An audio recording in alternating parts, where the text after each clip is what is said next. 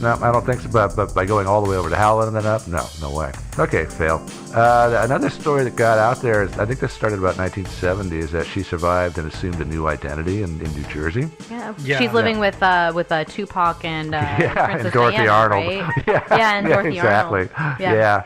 Yeah. So this idea was floated in a book called Amelia Earhart Lives, published in 1970.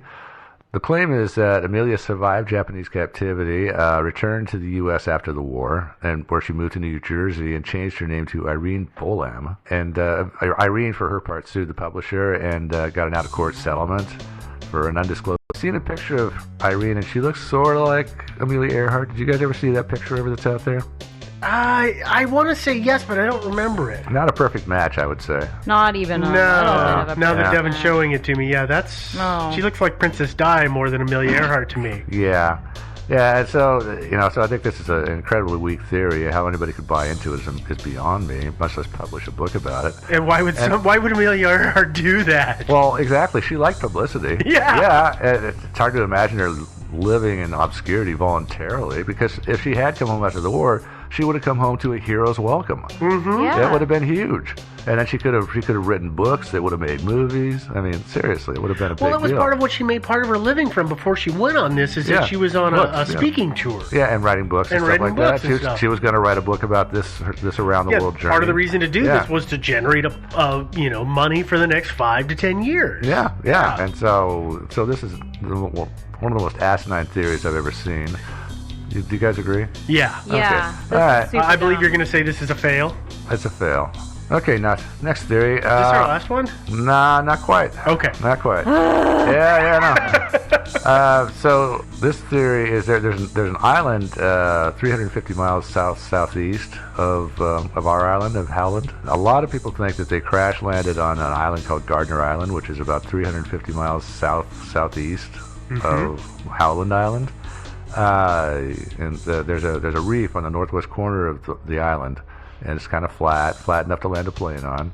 So it's believed that she could have landed that plane on the reef and actually been there for days or however long it took, but they eventually died of thirst. Mm-hmm. So here's why so many people like this theory. You remember I talked about that line they were traveling on, 157, 337? Yeah. Or 153. No, it's 157, 337. Okay. Yeah. Anyway, so if you draw that line through Howland Island, that bearing almost directly goes to Gardner Island. That's one reason people like it. So it's past Holland Island? Yeah, it would be south of there. Yeah. Okay. For 4 to 5 days after she went missing, there were various weak radio signals that people were hearing that were perhaps from Amelia Earhart. Yeah. So it was theorized at the time that maybe she had found a place to land, and she was broadcasting SOS messages. So that's another reason that people like this theory. Yeah. So what if? Remember, I said that there were big cloud banks to the west of Howland Island. What if they emerged through a navigation error far enough south of Howland Island they were not able to see that column of smoke that the Itasca was emitting? And so it's far enough. So they turned, believing Or they that, were lower Yeah. than One they way or thought they another, were? they don't Yeah. see the column of smoke. Yeah, one way or another. They don't see it, and they're under the impression that they're actually north of Howland Island. So they turn right, head down that line.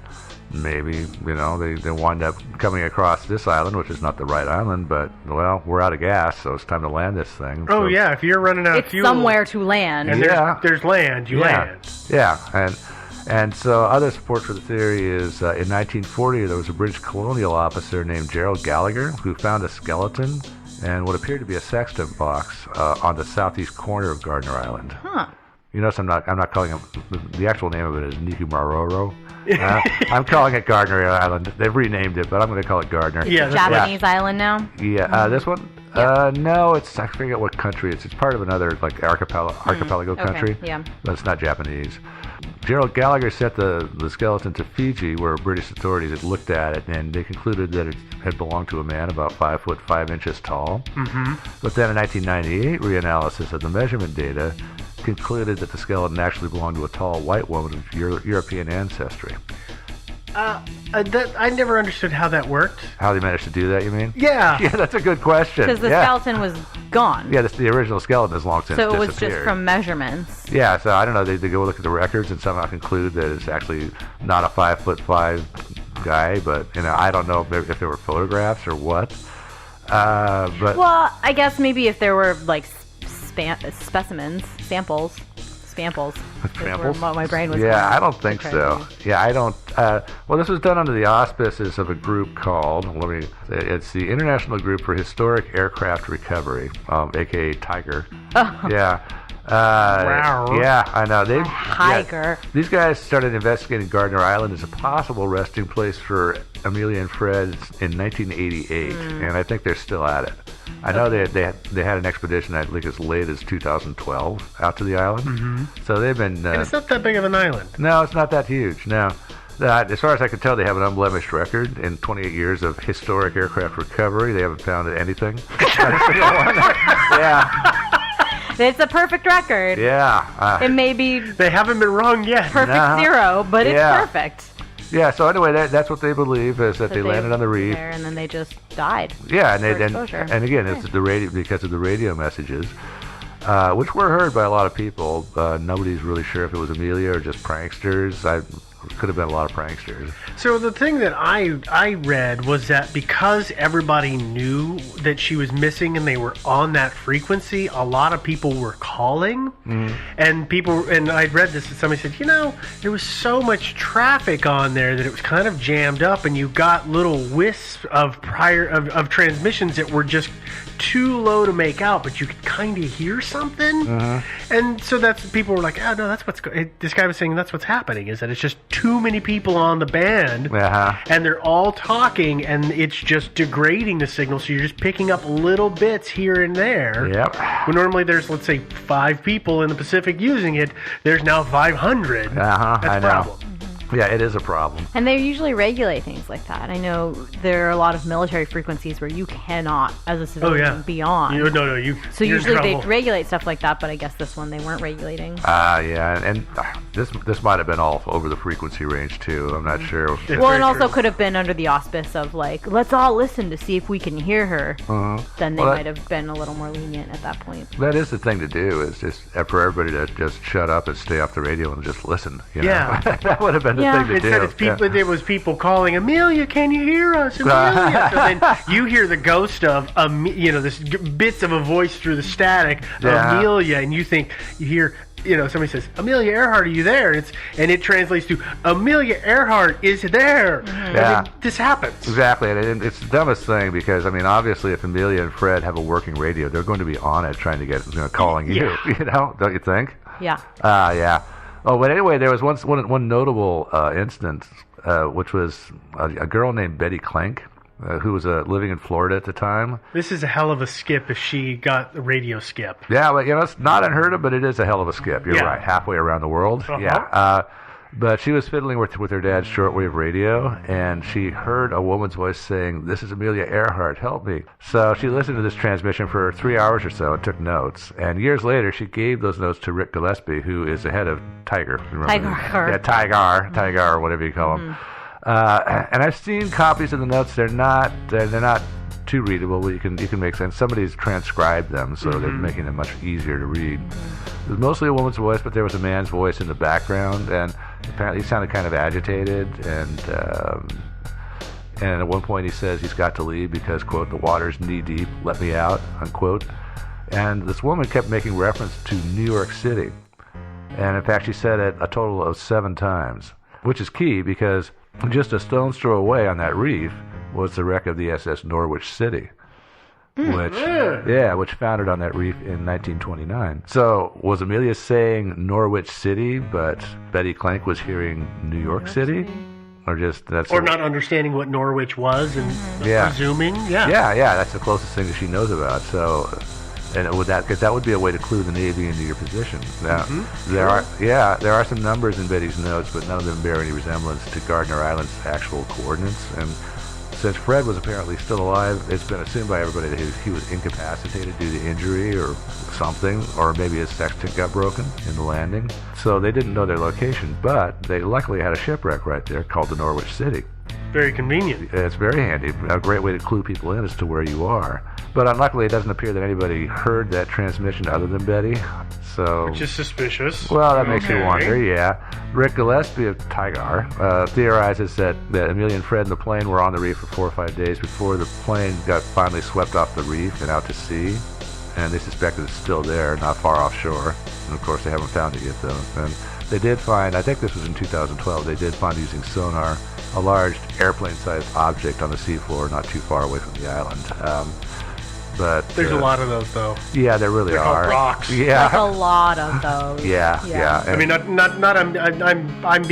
joking here, Yeah, dismissive no. in theory, but there's a lot of airplane-sized things on the bottom of the ocean. Oh, sure. Frankly, And whales are airplane-sized things. that's a good point. And Yeah. frankly, We're bigger. Yeah. you know, in the course of World War II, we left a lot of airplane wreckage on the on the Pacific Yeah. seafloor. So yeah, there's lots of it down there. Yeah, I don't know why they weren't able to confirm that this was actually the plane or not. Maybe they just wanted an excuse to come back at a later date. Maybe. Yeah. Google Ocean hadn't been finished at that point, so... Yeah. Well, anyway, they did scour the island. They found some interesting stuff. The big find is a rectangular piece of aluminum with a lot of rivet holes in it. Yeah, you've seen pictures of that, I'm sure. I have, Yeah. and I really question it. That couldn't have come from anything else. Yeah. You don't I see know, that I know. on beaches anywhere. Yeah, well, they did have one of the windows on the Electra plated over with aluminum, and this Here- is about the size and dimensions of that piece of aluminum. So here's my question, though, is I understand why the body of the aircraft has a bajillion rivets in it, because it's riveting that skin Yeah. to a frame. But why would the window cover have a bajillion rivets In the that middle. were in the same line as the body when there's no frame to be riveting it to? Well, yeah, exactly. I don't know what actually you would be building that would need that many rivets. They riveted the hell out of it. Oh, yeah, it's Yeah. riddled with them. Yeah, well, we'll talk about that piece a little bit later Okay. here, but yeah, that is definitely a reasonable question. But Rick Gillespie of Tigar says he's 99% that it's the real deal. Let's see what else they find. And Can you do testing on the metal? I'm sure you could probably You know, find like out. if they took it to, I'm sorry, who made the Electra? Lockheed. Lockheed. If like he took it to Lockheed and said, "Hey, can you test this metal to See see, if if it's it's what you used even at that remotely time?" similar to what you used at that time?" Seems like they could do that, right? Probably. Okay, but he hasn't done that, 'cause- I don't know if he's done that or not. He claims He likes his claims- perfect- Yeah, he claims he's gotten it more or less authenticated, but I don't know what that More process or was. I But mean, hasn't released any of the authentication Yeah. information. Well, Yeah. we are more or less detectives. yeah, so- yeah, We exactly. are. Yeah. I've more or less got my detective's license. Yeah. Well, that's like the whole skeleton thing, you know. Suddenly this guy gets involved with it, and suddenly they decided it had to be a tall white woman. You know? 5'5". Yeah, I know. Let's see what else they found. They found an impressive haul of stuff. They found a cap from a jar, a Okay. zipper pull to heel off a woman's shoe, a piece of plexiglass that was curved and that could possibly have been from an airplane window, a few improvised tools, and a piece of bone that appears to be part of a human finger. Although DNA analysis has been inconclusive on that one. Do you think Amelia Earhart wore heels when she was flying? Well, I'm Oh, not of sure if these were course. high heels or low heels. I don't know what Heels they of were. any kind. Yeah, I don't know. Well, boots. I mean, you wear boots in general. I mean, just regular day-to-day boots have a heel on them. Yeah, these weren't high heels. No, Right, I yeah. think they're like, look at Joe's shoe. There's a heel on the There you rear go. of it. But it's part of the overall soul. Well- It's so I have the impression You are. that it's a disconnected sole. That's- That it's not, that the heel is different from the sole of the shoe, which usually means that it's a bigger heel. I A disagree little with bit. that. No, if it's going to be a flat sole, if you're wearing a flat shoe of any kind, the sole is one piece. One continuous piece, Right. yes. Even an inch, you usually have the same continuous piece. Yes. Don't look at me like that. I know my stuff. I'm listening. I'm listening. And then 2 inches usually is when you start to get the two disconnected pieces. Well, I Today. think that. No, even today, then. I think Okay. that. I don't know. I mean, because I have. I've owned pairs of dress shoes, for example, where it was like a long, sort of almost woodeny thing with a rubber sole attached to it, and then Nailed in. we're talking like half to 3/4 of an inch of heel. Yeah. Yeah, and so I'm very sure it could have become disconnected somehow. So if we're talking, yeah. mean, but Although I we guess don't I know- wouldn't call that a heel off of a person's shoe. They don't know even for sure if it's a man's or a woman's. I don't know that there's much to be gained by this because Joe just hit on the perfect point. We don't know if it's a man or woman's heel, and it could have washed up there along with 1,000 rubber duckies. Well, Sure. exactly. Yeah, so we're talking it's the rubber piece. Have we seen pictures of it? Of the heel? Yeah. I have not. Okay, You that's could fine. probably go out to Tigar's website and see a picture of it. But here's the no, deal. that's fine. Here's the deal: is that island is people have actually lived on that island off and on for years, and people have been visiting the island at the time for well over 100 years. People have been coming and going from that island. As have critters, which is why the finger bone could easily be from a turtle. Yeah, that's what they're saying. Is that they as far as the DNA analysis goes, Because they can't tell. They can't tell if it's a human or a sea turtle. They Yeah. really can't. But yeah, it would be really surprising if you scoured the island to not find some junk laying around. Yeah. Don't you think? People are messy. We throw Yeah. stuff in the ocean all fact, the time. I am impressed that they found so little. I really am. It means they're either spectacularly incompetent or people have been a lot tidier than we give them credit for. I don't know. But here's my other problems with their theory overall, which is the aluminum panel.